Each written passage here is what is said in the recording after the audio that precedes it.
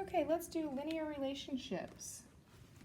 Notice a lot of what we're talking about focuses around linear. Linear, linear, linear. You don't deal with exponential until algebra. Maria earns $5 per hour babysitting. Graph the relationship between the number of hours worked and the amount earned up to 6 hours. So that's as high as we're going to go, is 6 hours. So if it's $5 an hour babysitting and she doesn't babysit at all, she doesn't earn any money, right? We know it's linear. We know it goes through the origin. What does that mean about this relationship? It's proportional. So if I babysit for 1 hour, that's $5 that I'm earning. 2 hours is $10, $3.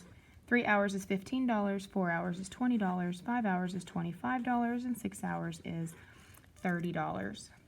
Because I'm only going up to 6, I'm going to skip every other one like we did on the previous page. Otherwise, my graph would all be scrunched over to one side. And I'm going to go by 5s vertically.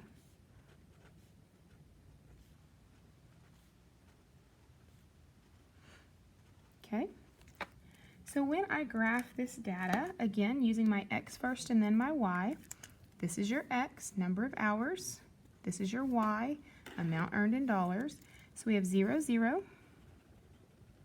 1, 5, 2, 10, 3, 15, 4, and 20, 5 and 25, 6 and 30. And remember, it said up to 6 hours. So I'm not graphing anything beyond that, and I'm also not putting an arrow because it says up to 6 hours. So what was my equation? Y is the amount of money earned. So the amount of money earned was equal to my X, my number of hours, times how much I was making per hour. So it's Y equals 5X.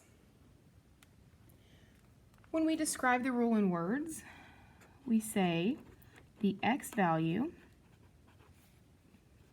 are increasing by 1, and the Y values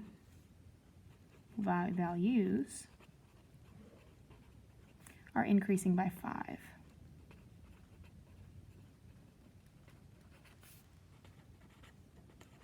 We see that here. The X value increases by 1 and the Y value is increasing by 5. What kind of slope is this? Positive, negative, or 0? Well, think about when you take your steps from left to right, going up 5 and over 1, up 5 and over 1, up 5 and over 1. I'm stepping up, right? I'm going up the stairs, so that is a positive slope.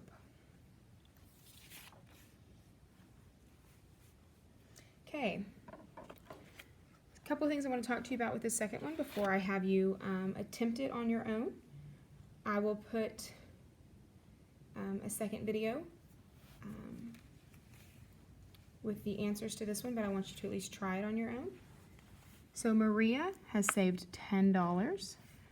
If she earns $5 per hour, remember per is your multiplication, she already has $10.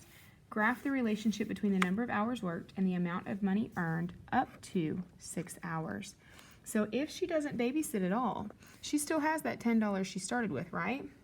Okay, so fill out the rest of the table, graph it, do the equation, the verbal description, and what kind of slope is this.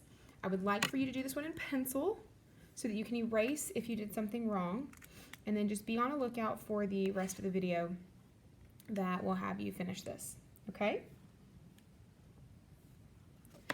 All right, so hopefully you've done this on your own now, and you filled out all the answers in Edpuzzle. And so we're going to go through here, and we are going to say at 0 hours, we saved $10. At 1 hour, we have the $10 we saved plus the $5 for that hour, so that's $15 that we get. At 2 hours, it's the $10 saved plus 5 times 2, which is 10, so 10 plus 10 is 20. And then let's do 3, 4, 5, and 6 hours. 3 hours would be 3 times 5 is 15, plus the original 10 gives me 25. 4 hours, 4 times 5 is 20, plus the original 10 gives me 30. 5 hours, 5 times 5 is 25, plus the original 10 gives me 35. And for 6 hours, 6 times 5 is 30, plus the original 10 gives me 40. I hope by now you see that your equation is the $5 per hour babysitting plus the $10 she already has. Okay?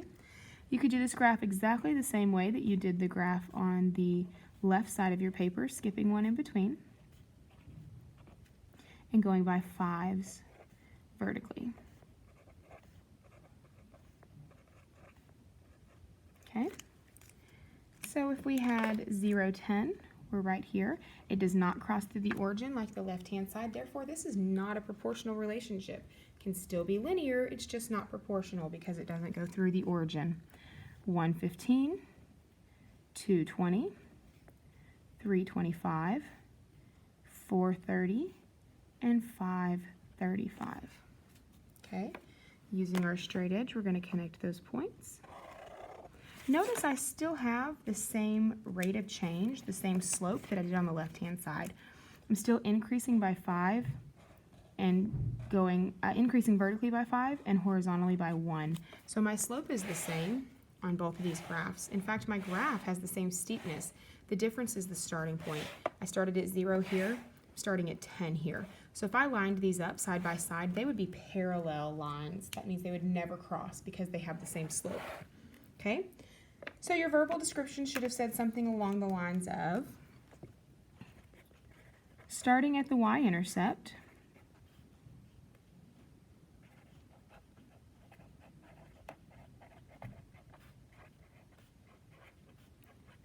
the x values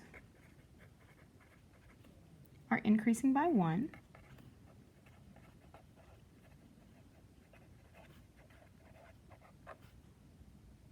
and the y values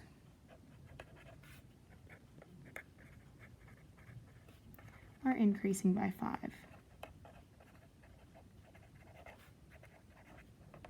Okay, and again, what kind of slope is this? It's parallel to the previous one. If the previous one was positive, this one is also positive. I hope you did well on this one on your own.